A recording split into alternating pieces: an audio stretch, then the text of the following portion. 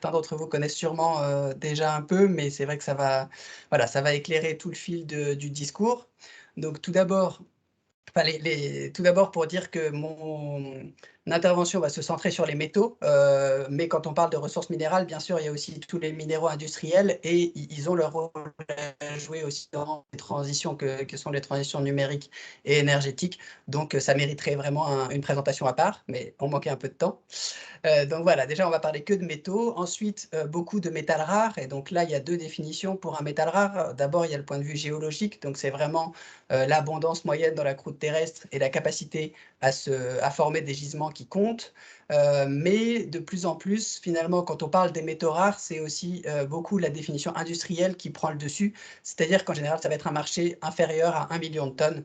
Donc tout ce qu'on peut voir, le tantal, par exemple, le gallium, le germanium, tous ces marchés-là, en général, voilà, c'est vraiment, entre, on va dire 30 tonnes pour le germanium, le plus petit marché, voire moins, même 15 tonnes pour le scandium et au maximum, 200 000 tonnes, 300 000 tonnes. Mais voilà pour ce qu'on peut dire des métaux rares.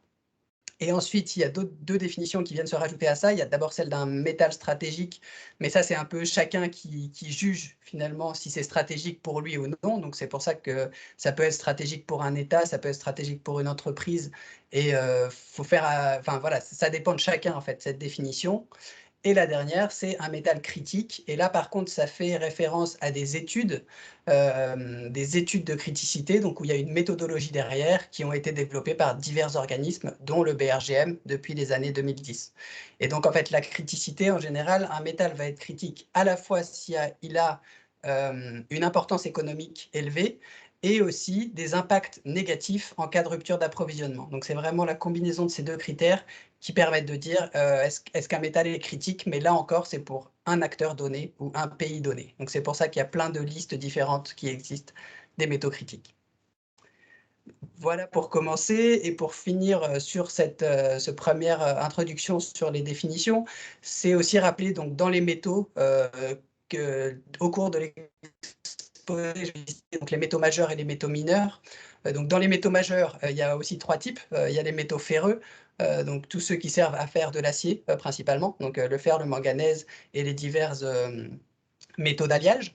Il y a les métaux de base, donc ça c'est vraiment cuivre, plomb, zinc majoritairement. Les métaux non ferreux que sont l'aluminium, le nickel, le molybdène et certains autres. Les métaux précieux bien sûr avec l'or, l'argent et les platinoïdes. Et donc on retrouve la dernière catégorie des métaux mineurs, mais parfois on entend aussi les métaux rares ou les petits métaux, comme par exemple le chapitre, enfin oui, l'ouvrage qui s'appelle le Cyclope, dans lequel ils sont référencés comme des petits métaux. Euh, et voilà, on retrouve la définition précédente avec en fait, plein d'applications différentes, mais des marchés inférieurs à 1 million de tonnes. Et vous voyez également le poids représentatif en fait, en termes économiques de ces différents métaux. On voit que l'or, même si en tonnage, il est assez, finalement, c'est pas un des métaux les plus produits, c'est-à-dire que c'est à peu près 3000 tonnes d'or par an qui sort de terre, mais ça reste en termes de valeur l'un des marchés les plus gros. Et à côté de ça, donc le cuivre, l'aluminium et le fer sont vraiment ceux qui ont le poids économique le plus important. Et bien sûr, ça c'est, enfin, les métaux mineurs, en général, commencent à avoir, vraiment une valeur importante. Donc on voit ici le cobalt, par exemple, qui pèse 6 milliards de dollars, le marché général, ou le lithium qui est seulement, en fait, finalement petit à l'heure actuelle, mais qui va prendre de l'importance, considérable au fur et à mesure, que les usages vont augmenter. Donc c'est vraiment l'importance économique, à la fois une question de taille de marché et d'utilisation finalement oui, d'importance de l'utilisation. Donc voilà pour les introductions. Ensuite, pour résumer un peu le travail qu'on fait au BRGM, c'est vrai qu'on a aussi tout un rôle pédagogique et donc on a essayé de faire un peu un inventaire de quels comment on peut classifier les métaux qui interviennent dans la transition numérique et ceux de la transition énergétique. Donc je ne vais pas revenir dans les détails ici, mais ce qui est important, c'est de voir que voilà, la quantité est vraiment de plus en plus importante. On est très vite à 40 voire 50 métaux du tableau de Mendeleïev. Parfois, il y a vraiment donc différentes couleurs qui indiquent que c'est plusieurs usages pour un même métal. Donc ça entraîne des compétitions possibles qui vont être un des enjeux au cours de ces transitions. Et on a rajouté ici donc les notions de criticité avec sur la base de l'analyse du BRGM, en fait, ceux à très forte criticité entourés en rouge. Donc on retrouve très souvent les terres rares, ici les platinoïdes, le tungstène. Donc voilà, vraiment ces trois messages sur l'importance des éléments de la transition numérique ici. Et on voit que c'est autant des petits métaux, comme on a vu avant, que des métaux majeurs, puisque le nickel, le cuivre vont être indispensables à ces deux transitions. Le message ensuite, c'est de voir que ces métaux de la transition numérique se superposent avec ceux de la transition énergétique. Vous avez ici donc le même tableau avec tout pareil, une classification du nombre de métaux qu'on peut considérer impliqués dans la transition énergétique, et beaucoup sont en commun. Donc vraiment, ça va être un peu le cœur de mon exposé aussi, c'est de voir les compétitions qu'il peut avoir, et du coup, comme dans le titre aussi, vraiment que les enjeux sont multiples, à la fois industriels, à la fois géopolitiques bien sûr, et environnementaux de plus en plus. Donc on va commencer par la transition numérique, du coup. Le premier message qui n'est pas nouveau, c'est que bien sûr la digitalisation mondiale s'accélère, et ça le Covid l'a prouvé de plus en plus. Et ce qui va avec, c'est vraiment l'utilisation finalement, donc surtout des systèmes de stockage, mais aussi de la capacité à avoir Internet un peu partout dans le monde. Et tout cela entraîne des consommations en ressources minérales. Ici, le corollaire à ça, c'est vraiment la dépense énergétique aussi, qui est vraiment croissante et qui pose question par rapport à la transition numérique. C'est-à-dire qu'aujourd'hui, on peut considérer, mais c'est très dur à évaluer, que c'est 4 à 5 de l'énergie mondiale qui est utilisée pour le numérique. Et ce chiffre, par contre, est en très forte augmentation. Donc, vous voyez ici le graphique à gauche, c'est un article donc, publié dans Nature en 2018 qui estime qu'en 2030, c'est ici la demande en électricité seulement. Donc, ce n'est pas l'énergie totale, mais la demande électrique mondiale, seulement pour le numérique, représenterait 20% du total de la demande électrique mondiale. Donc, c'est vraiment des chiffres voilà, qui sont amenés à évoluer, mais qu'on doit déjà finalement prendre en compte, analyser et réfléchir finalement aux impacts que ça a, et sûrement quelles solutions finalement sont à trouver. Et pour un peu de précision, donc il y a eu une autre étude ici donc, d'un projet qui s'appelle The Shift Project, qui est soutenu notamment par la fondation, une fondation un peu liée au Carbone 4, si je ne me trompe pas. Et donc cette étude montrait que en termes de répartition entre la fabrication des équipements électroniques et leur utilisation, c'est à peu près moitié-moitié, mais on était en 2018 à une estimation de 45% pour la fabrication et 55% pour l'utilisation de l'énergie, de la consommation énergétique du numérique dans ces usages. Et donc, vraiment, le message fort, c'est que tout cela entraîne, c'est une révolution numérique qui finalement est bien réelle, enfin bien matérielle plutôt, qui demande vraiment une utilisation de minerais et de ressources minérales de plus en plus grande. Une des premières explications, c'est bien sûr que les appareils électroniques utilisent un nombre de plus en plus important de métaux pour leur fonctionnement. Donc ça, c'est pas nouveau, mais ce graphique est vraiment très repris et très utilisé pour montrer que avec 6 éléments au XVIIIe siècle, on pouvait faire à peu près tout ce qu'on voulait. Et aujourd'hui, vous l'avez vu, on utilise plus de 60 métaux. Et surtout, donc, les métaux rares, on les appelle souvent les vitamines de l'industrie, parce qu'elles sont utilisées en toute petite quantité, mais elles sont indispensables pour avoir des fonctions, notamment, on pourra en reparler, pour la miniaturisation. Ça a joué un rôle énorme en fait d'utiliser de plus en plus de métaux, et notamment les aimants à terres rares. C'est ça qui a permis finalement de passer des ordinateurs des années 90 qu'il fallait transporter avec une valise, à aujourd'hui des ordinateurs portables qu'on connaît, parce que la miniaturisation de ces aimants, et pareil pour les téléphones portables, voilà, c'est fait grâce à une utilisation de plus en plus importante de métaux, en particulier rares. Pour continuer sur ces métaux rares, donc ici, c'est vraiment les câbles sous-marins, j'aime bien cet exemple parce que je le trouve vraiment concret aussi. Donc d'abord, vous allez voir la vidéo qui défile, c'est l'augmentation donc des connexions sous-marines, donc de la fibre optique tout simplement qui est installée entre les océans. Donc vous voyez les années 2000 là, à quel point ça a accéléré pour relier tous les continents. Et donc, déjà à 2030, enfin ça s'arrête à 2023, je crois, cette petite vidéo, mais pour vraiment montrer que c'est une transformation majeure, bien sûr, de notre monde pour avoir accès à Internet partout. Mais surtout, donc, la conséquence en termes de ressources minérales, vous l'avez ici avec pardon, je vais me décaler du coup, mais le décortiquer en fait, une fibre optique sous-marine commençait. Donc il y a énormément d'acier galvanisé, bien sûr, pour résister aux conditions dans les profondeurs des océans, de l'acier inoxydable, du polyéther de silicone, et tout ça pour finalement protéger à l'intérieur une fibre optique d'un diamètre de 125 microns et qui elle-même en fait est dopée au germanium. Et donc en fait c'est Orange, en fait c'est pardon, cet extrait, cette coupe d'un travail qu'a fait le groupe Orange parce qu'ils sont aussi spécialistes de l'installation de câbles sous-marins. Et ce qui est important à retenir, c'est qu'ils ont pardon, analysé que dans leur câble, il y avait 7 matériaux principaux de structure. Et si la fibre optique, le poids pour le germanium est seulement 0,02% du poids total de la fibre, bien sûr, il est indispensable au fonctionnement de toute fibre optique. Et donc, c'est vraiment un enjeu pour Orange de sécuriser son approvisionnement en germanium et de pouvoir avoir voilà, la capacité à installer des câbles sous-marins de fibre optique. Mais sur ce sujet, je vous présenterai juste après finalement une étude, ou plutôt un livre qui est assez intéressant là-dessus, notamment sur l'enquête sur les fibres optiques. Donc c'est le livre qui s'appelle L'enfer numérique, publié par Guillaume Pitron, donc cette année, en 2021.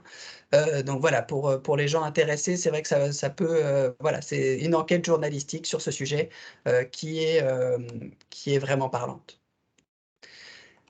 Et donc, ce qu'il faut retenir également sur l'impact en ressources minérales du secteur numérique, c'est aussi que on va vraiment vers un monde de plus en plus chargé en capteurs. En fait, tous les objets du quotidien vont être dotés de capteurs. Donc, c'est vraiment le Internet of Things qui commence à se développer énormément. Et donc, tous ces capteurs, c'est pas, encore une fois, dématérialisé. Ça demande pour capter l'infrarouge, des métaux rares, encore une fois. Donc là encore, on peut retrouver le germanium, on peut retrouver du gallium, de l'indium, tout ce genre de choses, et surtout aussi bien sûr tout ce qui permet la connectique, qui permet l'interprétation des signaux. Donc ça peut être des condensateurs au tantal dans l'électronique de puissance. Et donc toute cette transition vers de plus en plus de dématérialisation, ça demande finalement de plus en plus de capteurs avec des métaux rares. Et bien sûr, la question qui se pose, c'est aussi celle du stockage des données, qui est de plus en plus évoquée. Et on parle vraiment ici de la consommation en énergie et donc du bilan carbone de ces choses-là, mais je ne rentrerai pas dans le détail ici, dans cet exposé. Pour vraiment par contre insister plus sur quels métaux finalement sont utilisés dans le numérique, donc il y a une chose qui est importante, c'est la révolution de la microélectronique et ce qui s'appelle donc la loi de Moore qui existait, qui disait qu'on augmentait les performances tous les 2 ans, on doublait les performances et on voit qu'aujourd'hui, on est à ce qu'on appelle le more than Moore, c'est-à-dire que ça va encore plus loin. Et donc, c'est ce que je disais sur les capteurs, mais aussi les puissances de calcul qui commencent à augmenter, le stockage et le traitement de données, et bien sûr l'intelligence artificielle, donc, qui est liée à la puissance de calcul. Donc tout ça, finalement, a été permise là encore par des découvertes à base de métaux rares et ne fait que s'accentuer. Donc Pour illustrer cela, vous avez ici, en haut à gauche, un graphique donc du fabricant français qui s'appelle ST Microelectronics. Donc c'est une des pépites françaises, on peut dire quelque part dans ce domaine, et si on voit que on va y revenir. La base de la microélectronique, c'est vraiment le silicium, c'est vraiment les semi-conducteurs et ce qu'on peut appeler les chips, donc les puces. Donc tout ça, c'est à base de silicium, voire de silicium dopé au germanium. Mais plus on avance vers la nanoélectronique, plus ça peut être des composés rares. Donc on voit ici, donc, en fonction des différentes couches. On va y revenir, il y a le cas de l'hafnium. Donc l'hafnium peut être utilisé dans la nanoélectronique et a un rôle important. Le titane, le tungstène, qui augmente les propriétés.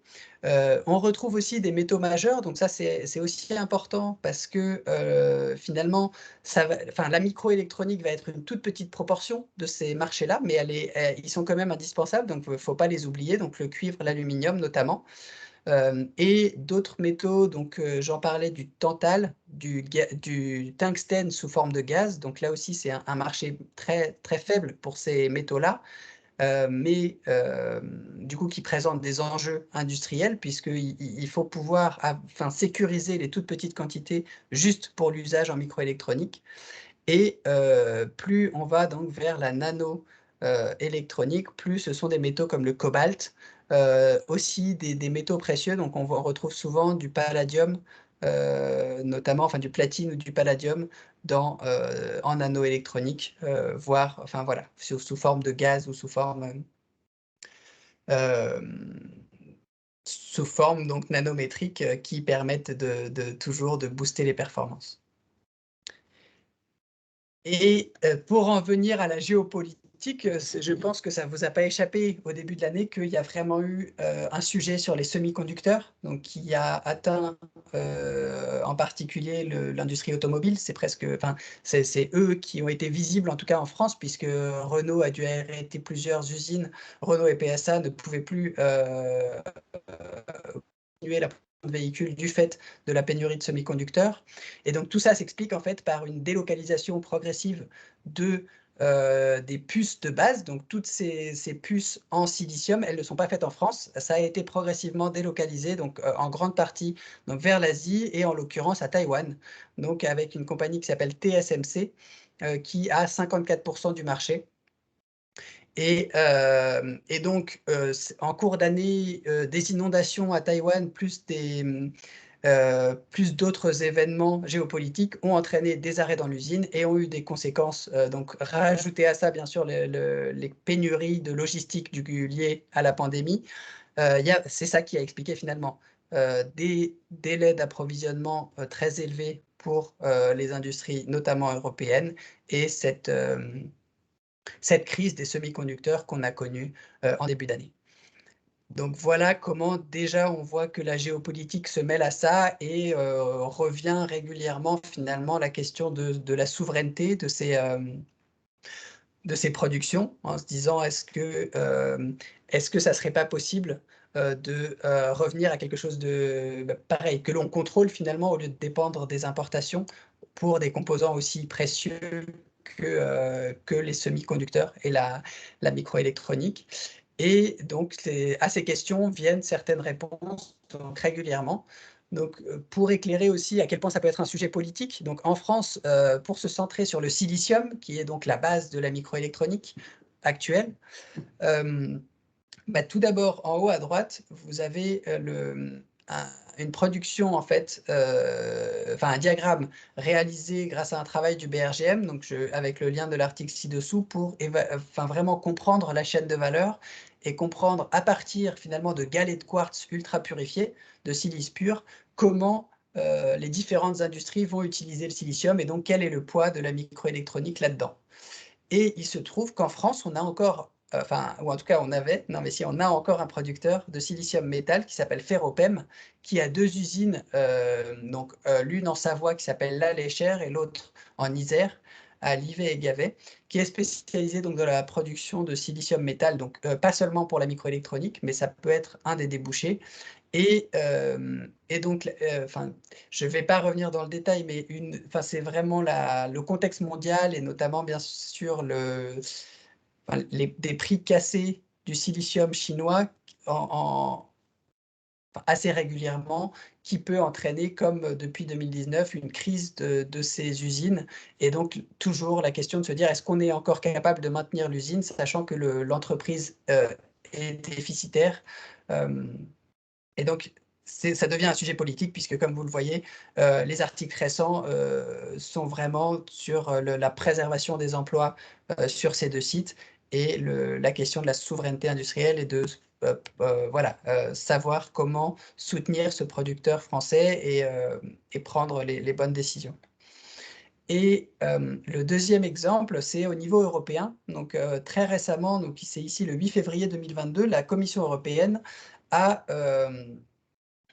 bâti un plan qui s'appelle le CHIPS Act, donc pour les puces électroniques, pour essayer de doubler le poids de l'Europe dans la production des puces électroniques d'ici à 2030. Donc c'est des moyens ambitieux avec 40 milliards d'ici 10 ans, bien que ça soit pour beaucoup d'analystes un peu trop tard, c'est-à-dire que c'est vrai qu'à chaque fois ces réactions par rapport au contexte mondial viennent un peu tard, et donc ça va être très compliqué de reconstruire toute une filière en Europe, mais voilà, les prises de décision sont quand même là de plus en plus et peuvent appeler à l'optimisme. Donc voici un peu les différentes voilà, quelques petites choses sur la transition numérique et les métaux. Ici, c'est assez classique aussi comme décomposition. C'est vrai que le téléphone portable, ça a été un des plus faciles, un qui parle à tout le monde, et donc on voit la diversité des métaux utilisés dedans, leurs origines, l'origine géographique des composants. Et un des points aussi qui était important à mettre en valeur à partir de cet exemple, c'est aussi la concentration finalement de ces métaux et donc la question du recyclage. Parce que bien sûr, on a envie de se dire que le fait de retrouver autant de métaux et donc aussi concentrés finalement dans des téléphones portables, ça donne envie de les recycler pour pouvoir finalement avoir une mine urbaine et pouvoir reposer de plus en plus, ne pas dépendre des importations, encore une fois.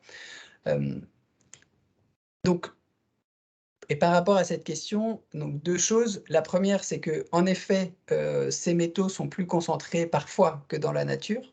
Donc vous avez ici le graphique qui le montre. Mais ça ne veut pas dire que ce n'est pas des complexités finalement pour le recyclage. Et donc, ce qui empêche aujourd'hui le recyclage à grande échelle des déchets électroniques, c'est la plupart du temps, d'une part, l'agglomération qui peut y avoir du fait de la miniaturisation, c'est-à-dire que ce n'est pas de l'or tout seul qu'on va trouver, c'est de l'or avec beaucoup de plastique, beaucoup de résine sur les circuits imprimés, etc. Donc l'enjeu en termes industriels et donc en termes de métallurgie, c'est de séparer les éléments les uns des autres, de savoir comment broyer au mieux sans réduire la récupération.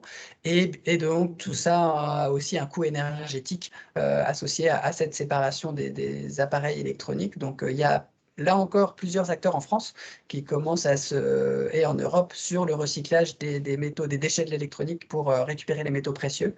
Et donc c'est quelque chose qui devrait se développer vraiment dans les années à venir, mais ça ne peut pas être la seule réponse du fait des contraintes que je viens d'évoquer. Et je ne sais plus, je ne pourrais pas le dire de tête, mais plusieurs calculs ont été faits de combien de téléphones portables il faut recycler pour quelques grammes d'or. Et malheureusement, ce n'est pas encore en faveur de la mine urbaine, ce genre de calcul. Mais voilà, c'est aussi vraiment un des enjeux forts de cette transition numérique. Et en termes industriels aussi, et là on va revenir vraiment au niveau minier, l'un des principaux enjeux pour, pour la transition numérique, c'est que beaucoup de ces métaux rares ne sont pas extraits pour eux-mêmes. Donc ce qu'on veut dire, le graphique que vous avez là, c'est la part de chaque métal qui est finalement un sous-produit d'un autre métal. Donc ce que je veux dire, ça parlera aux géologues, mais peut-être pas à tout le monde, c'est que par exemple, on sait que le molybdène le molybdène très rarement extrait pour lui-même, mais il est toujours associé à des gisements de cuivre. Et d'autres cas, c'est par exemple le germanium qui n'est non plus jamais extrait pour lui-même, mais toujours associé à des gisements de zinc, le gallium qui est lié au traitement de la bauxite. Et donc c'est pour ça que ces métaux apparaissent en rouge vif ici, puisqu'ils sont tous exclusivement dépendants de la métallurgie d'un autre métal et donc d'une exploitation minière d'un autre métal. Et donc voilà, c'est à double tranchant, donc je ne vais pas rentrer plus dans le détail, encore une fois, pour le temps qu'on a à passer là-dessus, mais c'est un aspect important de se dire qu'il n'y a pas de mine de gallium, il n'y a pas de mine de germanium, et donc les enjeux industriels derrière sont assez importants. Enfin, j'ai juste le cas du gallium que l'on peut développer ici, qui est donc, comme je vous le disais, c'est 300 tonnes par an, la production mondiale de gallium, donc c'est vraiment un tout petit marché. Et l'enjeu, en fait, pour récupérer le gallium, c'est au niveau des raffineries d'alumine, il faut installer une résine spéciale, une résine récupératrice d'ions. Oui, c'est ça, des résines récupératrices qui, au cours du traitement de l'alumine, récupèrent les bauxites qui sont riches en gallium, parce que toutes les bauxites ne sont pas riches en gallium, et c'est un investissement important pour les raffineurs. Et ce qui s'est superposé à ça, c'est qu'entre 2010 et 2014, donc la Chine a triplé les capacités de ses raffineries d'alumine à récupérer le gallium. Et donc, pour un marché donc, de 300 tonnes, il y avait des capacités en Chine de 500 tonnes de production de gallium. Et donc, ça a créé bien sûr un effondrement des prix et la fermeture de la plupart des raffineurs en Europe, puisqu'ils ne pouvaient pas vendre, enfin, du fait des prix cassés par le gallium chinois, le fait d'investir dans des résines récupératrices n'était plus rentable. Et c'est vrai que la plupart finalement des pays occidentaux qui sont avec une logique et qui sont obligés finalement d'être rentables pour continuer à exister, ne peuvent pas faire face à de telles stratégies. Et c'est en tout cas l'explication qui a à la chute des prix du gallium sur toute la période 2016-2018 et à la surcapacité qui s'observe depuis. Et pour compléter ici le tableau, le gallium est utilisé en grande partie, ici c'est plutôt pour les LED, mais aussi donc, dans l'électronique sous forme en fait d'un support qu'on appelle l'arséniure de gallium et de plus en plus le nitrure de gallium qui c'est en fait finalement dans les circuits imprimés, on le trouve et ça sert de support. Donc c'est assez indispensable quand même à pas mal d'applications électroniques. Et enfin, un petit usage est le photovoltaïque en couche mince, qu'on appelle CIGS, qui représentait 5% du marché, qui là aussi est plus réservé à un marché de niche, mais qui utilise du gallium et qui est donc, on le voit, plus lié à la transition énergétique. Ce qui fait la sur ah non, pardon, j'ai d'abord le cas de l'hafnium, qui est un autre exemple, parce que ici, ce qui est important, c'est encore une fois de montrer qu'en France, on est le premier producteur mondial d'hafnium, avec 49% de la production mondiale. Donc, c'est un métaux qui est jugé critique par la Commission européenne, qui a publié sa dernière liste en 2020, et il a notamment un rôle en nanoélectronique. Donc, vous le voyez ici sur le graphique, ce n'est pas le principal rôle de l'hafnium, puisque l'électronique n'est que 5% de l'utilisation globale. Les autres usages, c'est surtout donc, notamment en aéronautique pour des superalliages assez perfectionnés, de la machinerie dont le nucléaire pour 25%, dans la chimie et dans l'optique, sous forme d'hafnium métal. Vous voyez également que c'est que 70 tonnes qui sont produites par an, donc c'est vraiment tout petit. Mais donc en électronique, il a permis des innovations. Donc ici, vous voyez dans des couches, donc c'est vraiment sous forme de gaz, sous forme d'oxyde de gallium pour les mémoires neuromorphiques. Bon, vous ne me demanderez pas exactement à quoi ça sert, mais c'est vraiment un des usages importants et donc une sorte de pépite française puisque il est récupéré en sous-produit du zirconium. Donc là encore, c'est un sous-produit et finalement, c'est un peu l'industrie qui a fait que l'usine de Jarry, donc qui appartient au groupe Areva, s'est spécialisée dans la récupération de l'hafnium en tant que métal à partir de de la purification du chlorure de zirconium lors de la fabrication du zirconium métal qui sert de gain de combustible dans le nucléaire. Et donc voilà, cet enjeu industriel lié à l'hafnium est tout de même assez vulnérable puisque le zirconium, lui non plus, n'est pas extrait en France, mais les principaux fournisseurs ici sont africains, donc notamment l'Afrique du Sud, le Malawi, le Mozambique, pour 87% des importations. Donc ici, c'était en 2020. Pour chaque année. Donc on a encore en fait cette dépendance aux importations pour produire un tel métal de pointe. Passons maintenant donc à la transition énergétique, puisque les enjeux sont presque encore plus forts, puisque ça, quelque part, ça s'accélère aussi plus vite et c'est aussi des quantités qui sont encore plus grandes. Donc, les exemples que j'ai choisis pour la transition énergétique touchent beaucoup la mobilité, parce que c'est vrai que c'est déjà, c'est peut-être les marchés qui bougent le plus en termes de métaux ces dernières années, du fait de l'augmentation énorme en fait des productions de véhicules électriques et de cette révolution électrique. Et finalement, en termes en fait, d'énergie embarquée, cette transition vers les véhicules électriques représente presque 80% en fait, de l'énergie qu'on va pouvoir stocker et consommer entre 2025 et 2030.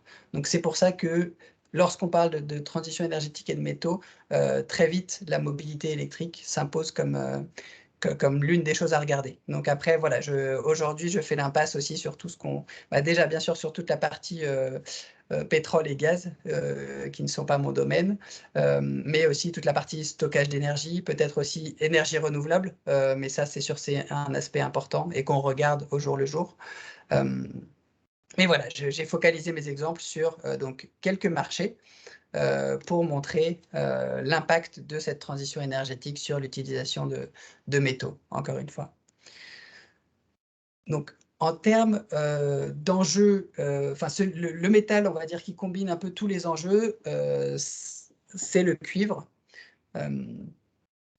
D'abord pour des risques de conflit d'usage, puisque vous le voyez, le cuivre à l'heure actuelle, on en consomme à peu près 24,5 millions de tonnes ici en 2019. Ces usages, bien sûr, sont très variés. Donc c'est autant dans la construction et le transport pour presque 35%, que dans l'électronique, mais aussi que dans la génération et la distribution de l'électricité. Donc c'est vrai qu'on utilise du cuivre un peu partout. Et la vraie question, c'est est-ce que est-ce que les mines de cuivre peuvent suffire à ces révolutions énergétiques et numériques qui se profilent? Et en termes de réponse, donc, pour avoir un ordre de grandeur en fait de la demande en cuivre, donc ici encore une fois uniquement pour l'exemple de la mobilité des véhicules électriques, on estime que c'est cette étude qu'il faudra 4 millions de tonnes de cuivre de plus d'ici 2030. Donc c'est presque un quart du marché, c'est à la grosse louche. Uniquement pour finalement le cuivre dans le réseau, donc les systèmes de recharge des bornes électriques et aussi les véhicules électriques qui utilisent 2 fois plus de cuivre dans toute l'électronique embarquée qu'il y a dans les véhicules électriques. Donc ce seul usage finalement entraîne une augmentation énorme de la consommation mondiale de cuivre. Or, la possibilité d'ouvrir des nouvelles mines de cuivre à travers le monde est de plus en plus compliquée. Donc ça, c'est reflété par les prix. Donc il y a toujours en fait dans ces études de marché une illustration par les prix lorsqu'il y a des tensions sur les marchés. Donc on l'a vu ici en 2021, le cuivre qui est repassé au niveau de 2010-2011 et a dépassé les niveaux de 2008.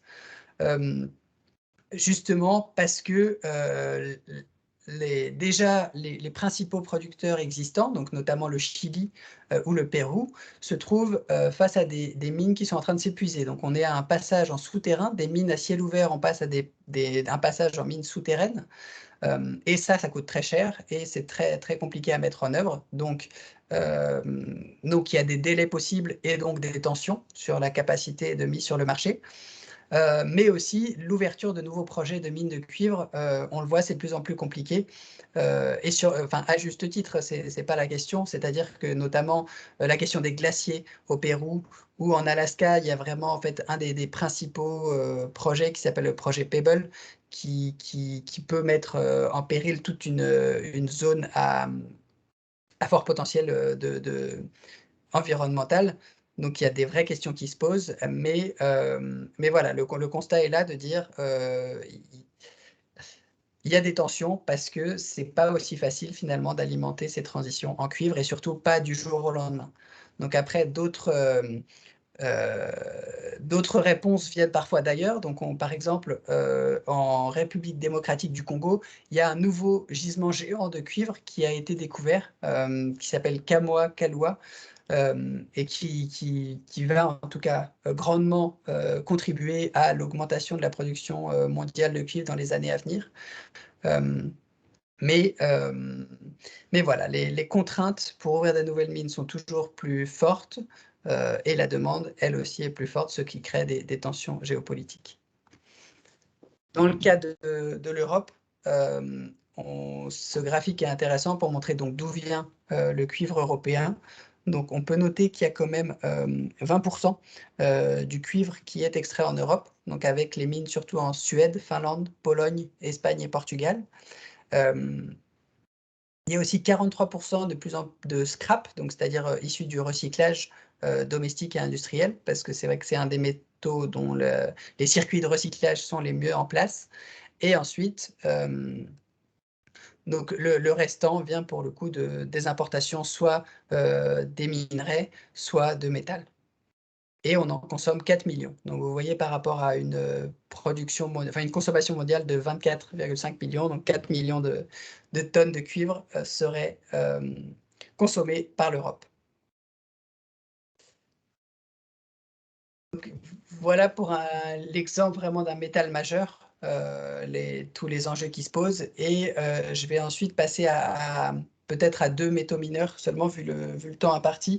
Mais c'est vrai que l'exemple, ouais, voire un seul finalement, je vais juste prendre l'exemple du lithium pour illustrer finalement comment ces révolutions entraînent vraiment des bouleversements sur les marchés. Et de repenser vraiment les systèmes industriels qui amènent à alimenter le marché en lithium. Donc, on va ici revenir donc, toujours sur les véhicules électriques et sur le contexte européen de la production de batteries. Donc, pour un ordre de grandeur, d'ici 2025, donc, entre les gigafactories qui sont prévues en Europe, donc c'est-à-dire des usines qui peuvent produire plus d'1 gigawattheure de batteries par an, elles se multiplient, les projets de gigafactory en tout cas, et on est entre 400 et 500 gigawattheures de production en 2025, sachant qu'aujourd'hui on est à peine à 30 gigawattheures. Donc c'est assez énorme, les ambitions européennes. Et la plupart de ces gigafactories, c'est pour alimenter finalement la production de véhicules électriques, puisque les véhicules électriques sont équipés de batteries de différentes technologies. Donc la répartition des technologies, c'est ce que vous voyez ici. Et en fonction de la technologie embarquée dans les véhicules électriques, on va consommer plus ou moins de métaux. Donc les abréviations ici, donc toutes ces technologies utilisent du lithium, mais il y a différentes variantes. Donc LFP, c'est pour lithium fer phosphate. Donc c'est une technologie qui utilise peu de métaux rares, qui utilise uniquement le lithium et qui est plus pour des véhicules milieu de gamme. Donc ça pourrait être une alternative intéressante qui pourrait se développer. Mais ce qui domine le marché, vous le voyez ici avec 93%, c'est ce qu'on appelle les technologies riches en nickel et en cobalt. Donc c'est les technologies NCM et NCA. Et en fonction, donc pour expliquer aussi rapidement, NCM 622, ça veut dire qu'il y a 60% de nickel, 20% de cobalt et 20% de manganèse. Et NCM 811, il y a 80% de nickel, 10% de cobalt et 10% de manganèse. Et donc, c'est vraiment ce mix-là qui joue sur les enjeux industriels d'approvisionnement en métaux. Mais donc, comme je le disais, toutes ces batteries utilisent du lithium, et ce qui s'est passé récemment sur le marché du lithium, c'est tout simplement un doublement de la consommation mondiale. Il faut savoir qu'au début des années 2000, le lithium était un tout petit marché. Il était utilisé, vous voyez, le marché majoritaire n'était pas du tout les batteries. Jusqu'en 2008, c'était les céramiques et les verres, donc où le lithium est utilisé comme un lubrifiant. Et c'est vraiment la révolution donc, d'abord de l'électronique portable qui a fait qu'on a utilisé des batteries au lithium parce qu'elles étaient plus légères et ont permis la miniaturisation. Et donc c'est vraiment à partir de là que ce qu'on appelle les batteries lithium-ion se sont développées. Et le premier enjeu industriel, c'est qu'en fait, ce n'est pas la même pureté lorsqu'on utilisait du lithium pour des graisses lubrifiantes, vous l'imaginez, et quand on l'utilise pour l'électronique et finalement, dans les batteries, elle doit vraiment avoir une pureté micrométrique très importante. Donc, c'est une première révolution, en fait, un premier enjeu pour changer les circuits de production. Et cette augmentation n'a fait que commencer. Donc en 2019, déjà la part des batteries représentait 54%, donc on est passé à plus de la moitié et on était à, on était à 80 000 tonnes en termes de lithium contenu.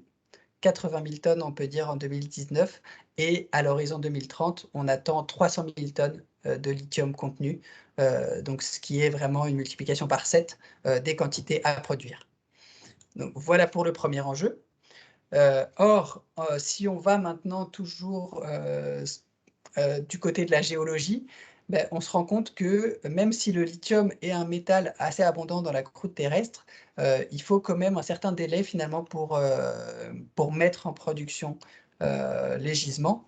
Et donc, il y a un vrai risque de déficit d'offres minières par rapport au lithium entre 2030 et 2040. Expliqué par 4 raisons. Donc, le premier, c'est un déficit de financement parce que le lithium, ce n'est pas un métal comme l'or qui est finalement très rentable pour des financiers que les banques connaissent bien et donc pour lequel on peut assurer une rentabilité après 3 ou 4 ans. Le lithium, pour obtenir un degré de pureté important, il faut des nouvelles technologies. Et donc, ces nouvelles technologies, c'est aussi un investissement en recherche et en développement, et c'est un risque industriel. Donc, il y a ce double enjeu, en fait, que les nouveaux producteurs doivent développer des technologies qui n'ont jamais été testées auparavant, donc avec ce risque, et en plus, on ne leur prête pas d'argent parce qu'il y a un risque industriel. Donc, vraiment, ça crée une tension sur le marché du lithium. La troisième raison, c'est l'acceptabilité sociale et environnementale, et ça, on l'a vu très très récemment en Serbie. Donc, vous avez dû suivre que finalement, ce qui aurait pu être l'une des plus grosses mines de lithium d'Europe, avec 1 million de tonnes de ressources estimées, donc par Rio Tinto et un minéral qui s'appelle la jadarite. Donc, ce projet a suscité des mouvements sociaux et le gouvernement a aujourd'hui complètement abandonné le projet et remis en question le permis d'exploitation de Rio Tinto. Donc il y a vraiment cette acceptabilité sociale et environnementale à prendre en compte, tout simplement, et qui peut retarder les projets.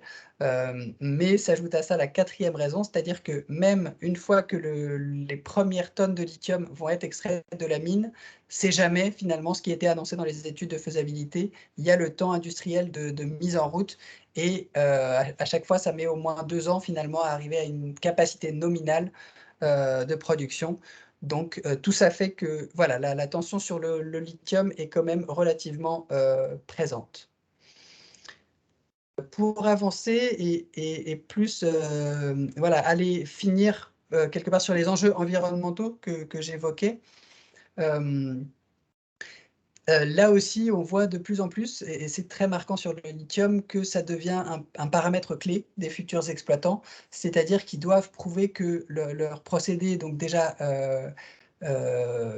émettent le moins possible de CO2, mais aussi respectent, vous avez ici, surtout en dépenses en énergie, c'est ça qui va le plus être regardé, et en termes de procédé, d'innovation procédé, c'est ça qui est intéressant pour l'industrie minière, c'est qu'on essaye de plus en plus d'aller vers de réduire les dépenses énergétiques, et donc de comparer les filières. Donc ici, vous avez le graphique qui compare en orange et en bleu les 2 filières principales de production du lithium aujourd'hui, avec une qui est très désavantagée en termes de consommation d'énergie.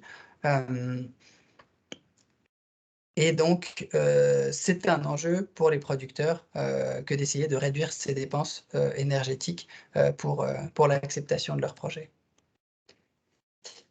Et finalement, pour nuancer quand même un peu le côté tension sur le marché, il y a en Europe un certain nombre de projets actuellement en développement, donc pour produire du lithium européen.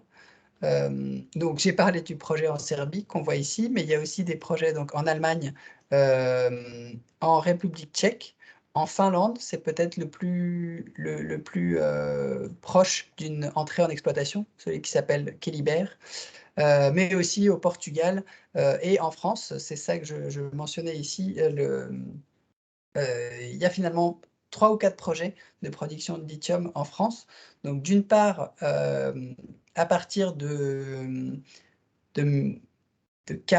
carrière existante, donc celle d'Échassières dans l'Allier, à Imeritz, mais aussi à partir de saumures géothermales. Donc c'est vraiment une des sources innovantes de production de lithium, c'est-à-dire qu'on s'est aperçu que le lithium était naturellement enrichi dans des saumures, donc dans des eaux chargées en minéraux et chaudes, qui étaient recherchées pour produire de la géothermie, produire de la chaleur ou de l'électricité à partir de la géothermie.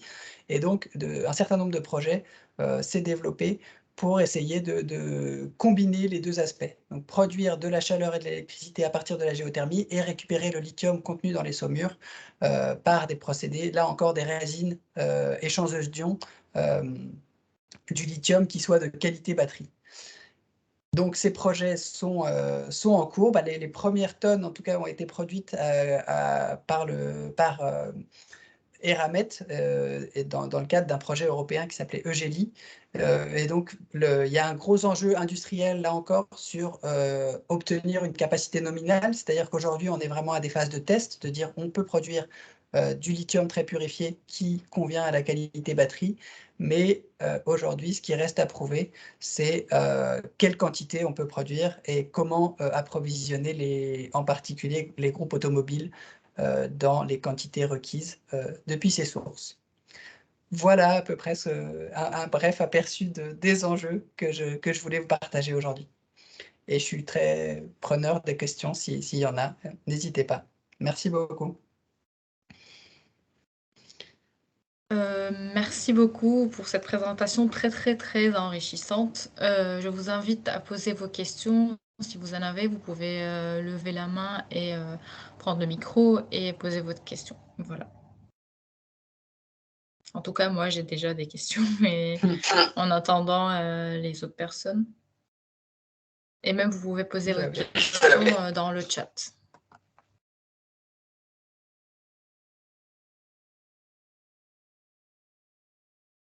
S'il n'y a personne pour l'instant, je vais poser ma question. Oui. Alors, ma question, c'est, moi, personnellement, je travaille dans le domaine de la géothermie et je suis très, très intéressée par tout ce qui est transition énergétique. Et comme j'avais déjà vu dans votre présentation, vous avez bien parlé de risque de pénurie, un risque d'augmentation de demande par rapport à l'offre.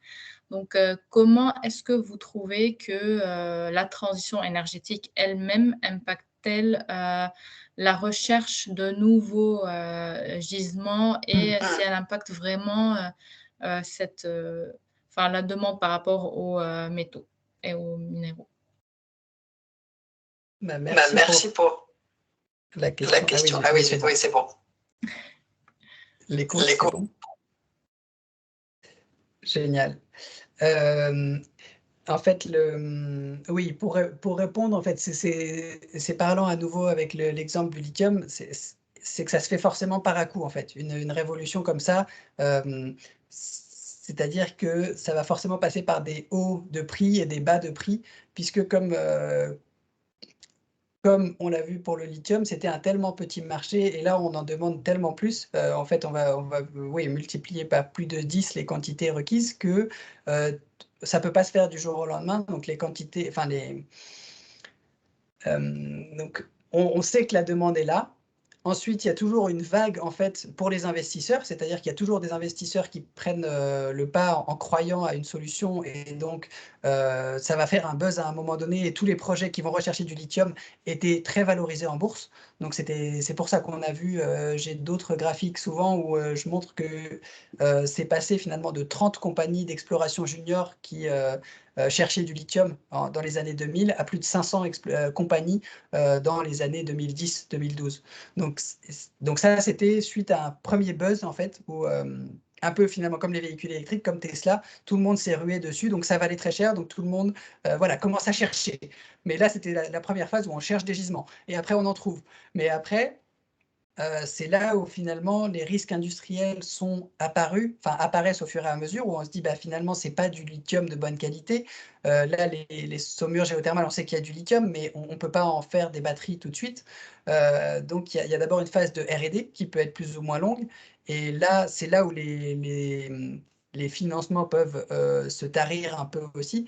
Voilà, il peut y avoir vraiment une période de flottement un peu déjà, avant que ça se concrétise, enfin, voilà. C'est déjà une première explication et après repartir à la hausse et c'est un peu aussi ce qu'on voit là entre 2020 et 2021.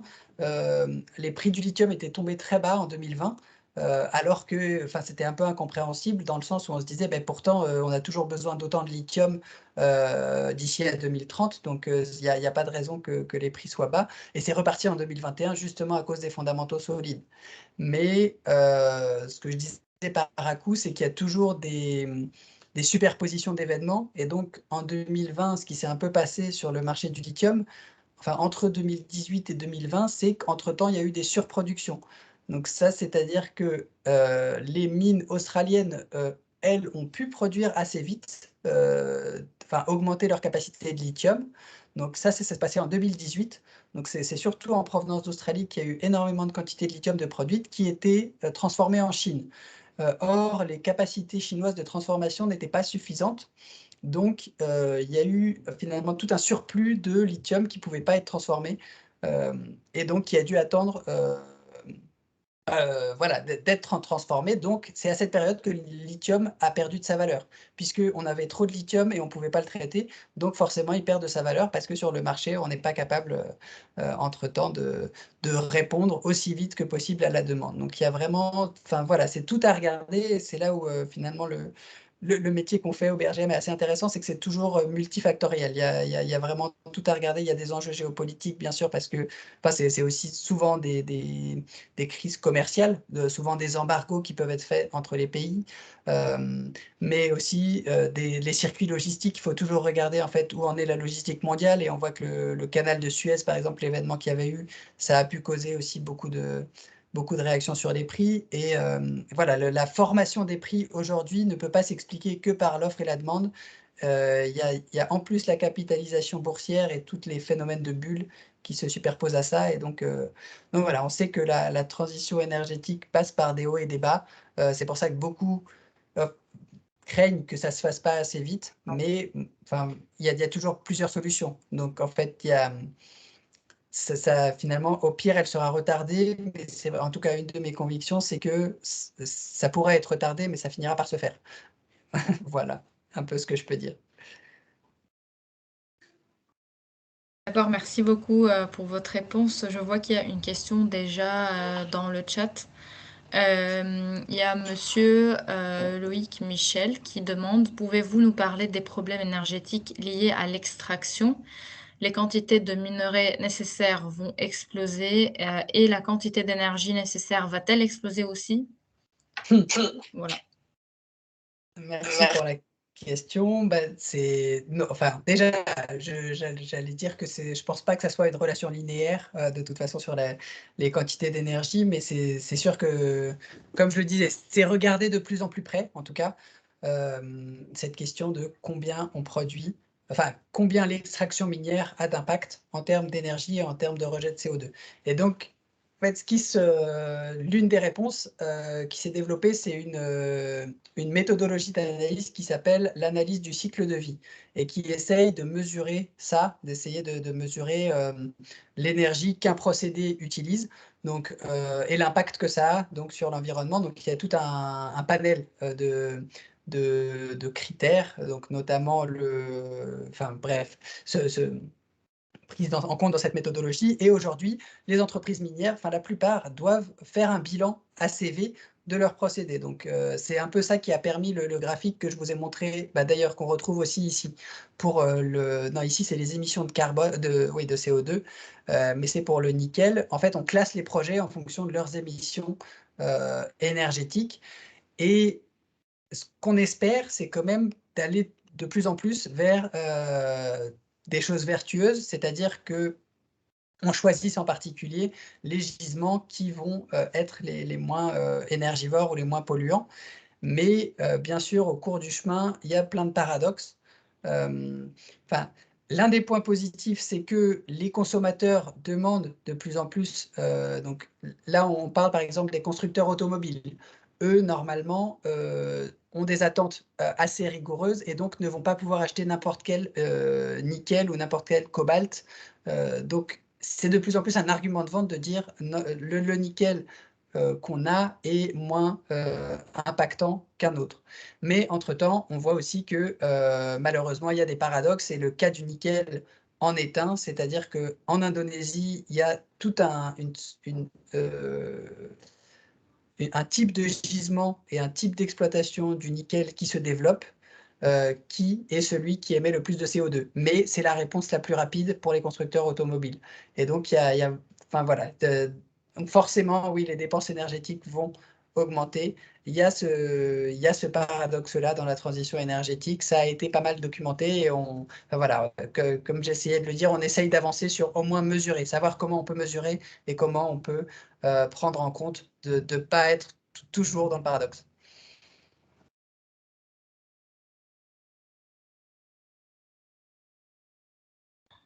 Oui, merci beaucoup. Une autre question, je pense madame Magali Seilitz.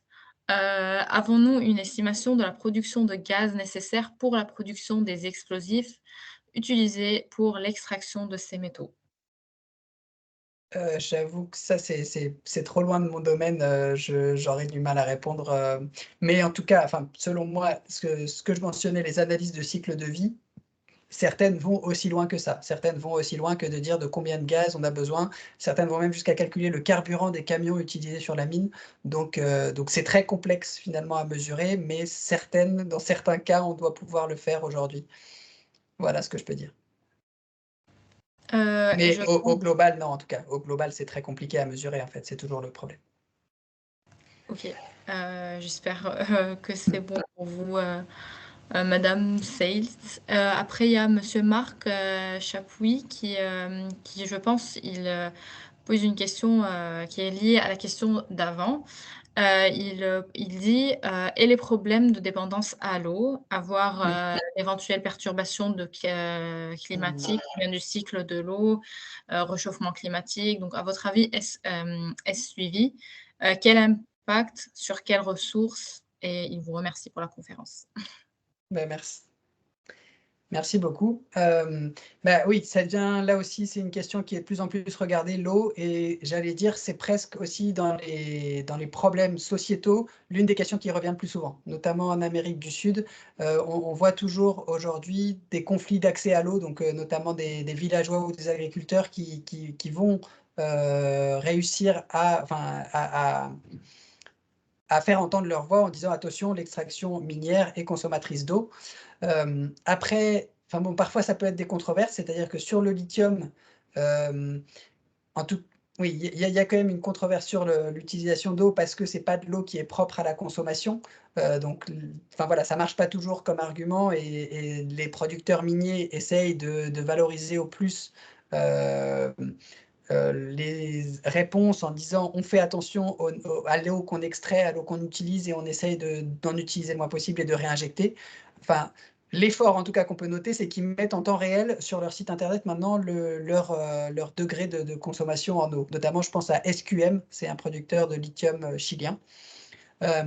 Mais enfin voilà, c'est là aussi, enfin, je reviens à la réponse précédente, mais dans les analyses de cycle de vie, c'est pris en compte, bien sûr, la ressource en eau et combien on en produit. Mais par contre, à l'échelle globale, il y a encore besoin de beaucoup d'études, en fait, pour, comme vous disiez, le cycle de l'eau et les impacts globaux. Je pense que c'est encore très mal étudié et ça mérite d'être fait beaucoup mieux, quoi. Et là encore, on est à des pas, enfin bon, on pourrait parler 1000 ans en fait de ces sujets parce que c'est toujours, soit on considère qu'on a besoin des mines pour la transition qu'on veut, donc du coup on accepte ça, soit on trouve que c'est vraiment inacceptable et donc qu'il faut trouver d'autres solutions. Et je parlais dans l'enquête journalistique de Guillaume Pitron, et lui notamment a illustré comment au Chili, en fait, on désalinise l'eau de mer et ensuite on lui fait voyager des milliers de kilomètres justement pour l'extraction minière. Et c'est vrai que ça peut être vu comme un paradoxe, à nouveau, bien sûr, voilà, de ce qu'il faut faire pour finalement, à la fin, produire 1 tonne de cuivre, mais qui va être utilisé dans des appareils numériques, in fine. C'est assez inépuisable comme question. Ouais. D'accord, merci beaucoup. Est-ce qu'il y a d'autres questions?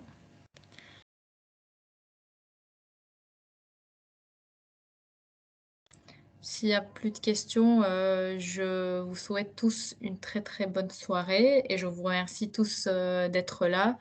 Et pour ceux qui souhaitent recevoir, la vidéo, de la conférence, vous pouvez, juste m'envoyer un petit mail et je ferai le possible pour vous la faire parvenir. Et je vous remercie, à nouveau monsieur, Lefebvre pour cette, présentation vraiment très, très enrichissante. Et voilà, merci à tous. Bonne soirée. C'était avec plaisir. Bonne soirée.